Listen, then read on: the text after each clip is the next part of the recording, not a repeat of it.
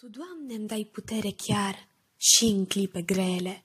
Când simt că nu mai am speranță, în inimă îmi șoptește o șoaptă, cu glasul tău cel dulce îmi spui, copilul meu nu plânge, am să te mângâi eu și am să te scutesc de rău. Adesea simt că drumul meu e plin de grijuri și poveri și simt că nu mai pot lupta, că mi-am pierdut chiar și nădejdea. Atunci Tu, Doamne, îmi reverși binecuvântări cerești și sufletul îmi liniștești cu pacea Ta cea dulce.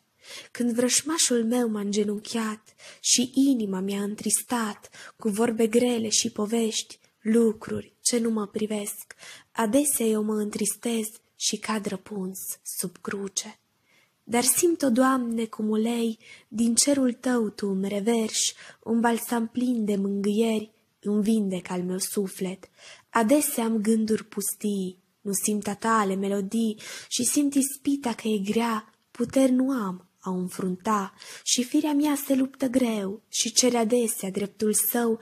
Atunci, o Doamne, strig mereu, scapă-mi sufletul de rău. Puteri primesc din Duhul Sfânt, căci am cu Tine legământ. Tu iei aminte, Domnul meu, în rugăciuni Te chem mereu, cu mâini întinse înspre cer îți cer milă, Domnul meu. De atâtea ori Te-ai îndurat, păcatul Tu mi l-ai iertat, prin cruce am fost răscumpărat și o viață nouă Tu mi-ai dat. De dușmanii Tu m-ai scăpat, în groapă Tu nu m-ai lăsat, Tu, Doamne, m-ai întărit, azi sunt cel mai fericit.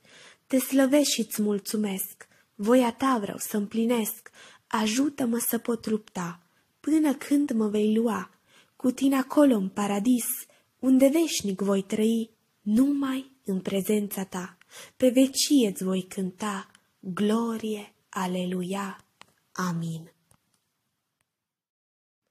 Dacă stai în rugăciune, har de sus tu vei primi, ca să poți face lucrarea celui viu din veșnicii. Dacă ceri cu insistență, tu putere vei primi și prin gura ta chiar Domnul ai să vezi că va vorbi. Dacă te apleci la cruce, umilit și îndurerat, vei vedea cum Domnul mare te va binecuvânta, se va folosi de tine, te va pune în slujba sa și pe cei săraci în Duhul tu îi vei înviora. Dacă stai la altarul sfânt, credincios și ascultător, Domnul se va îndura, chiar de cei neștiutori. Dacă ruga e sinceră, Domnul te va asculta, pentru cereri ce adesea tu le faci înaintea sa. Dacă ești condus de Duhul, când vorbești cu Tatăl Sfânt, și pentru alții îți pleci genunchiul, mijlocind la cel preasfântul, Domnul îți va răsplăti. De cu post și rugăciune vei veni înaintea sa, Domnul se va îndura, chiar de cei din casa ta. De te vei ruga fierbinte, biruință vei primi și vei vedea atunci că Domnul este Dumnezeul viu. Amin.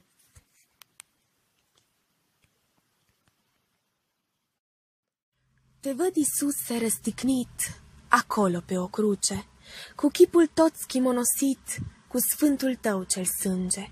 Te-au pus pe o cruce pe un deal, ca mielul pe altar, ca jertfă ca să suferi. Pe cruce ei te-au răstignit și apoi te-au necăjit prin vorbe reci și crunte. Cu gândul ei te-au blestemat, spunând în sinea lor așa, de e Fiul de Dumnezeu să se coboare de pe cruce. Întâi te-au batjocorit, scuipat ai fost și rău privit, cu biciul ei te-au chinuit, mult Tu, Doamne, ai suferit, dar ei milă n-au avut, căci pe Tatăl n-au știut. Într-una ei se tot rugau, dar pe Tine nu te știau. Așa proroci au vestit că Tu vei fi batjocorit și iată că s-a isprăvit. Din cer Tatăl a primit jertfa Ta cea dulce, căci din iubire ai răbdat ca omul să fie iertat și păcătosul despărțit cu Tatăl să fie unit prin moartea de pe cruce. A treia zi ai înviat, moartea nu te-a ținut legat, căci păcatul ai biruit și Satan a fost învins. Toți ce-au crezut în jertfa Ta primit au harul minunat, spălați au fost și renoiți în sfântul Tău cel sânge. Tu le-ai trimis Duhul cel Sfânt, prin apă făcut au legământ, născuți din nou și preasfințiți, cu Domnul să fie uniți. Ai pus în ei nădejdea vie, că Tu le dai o nemurire, ce nu-i aici pe pământ, ci sus în cerul tău, prea sfânt, acolo tu îi vei primi.